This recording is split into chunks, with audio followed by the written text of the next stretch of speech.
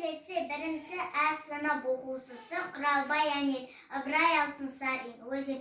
Таулардан өзен ағар сарқыраған, айнадай сәуле беріп зарқыраған. Жел соқса, ыстық соқса, бір қалыпты аралап тау мен тасты арқыраған. Көңілін суын ішен асылады, денеңде бар дертіңді қасырады. Өксіген оттай занып арылар, өзеннен рахат тауып басылады.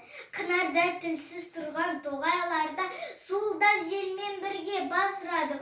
10 мың мал айда өтсін лай қалмайды, тассам су бармаған сай қалмайды.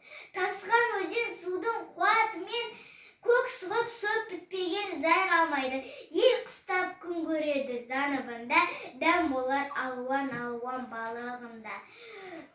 Таста, алтын таста сынамаққа, сонда да аққан өзен қалабында. Құдіретің Құдайымның көресің бе, не нәзіз тоқтар өзен денесінде. Арыстан демалуға суға кірсе, балықтар сымсы ойнар терісінде.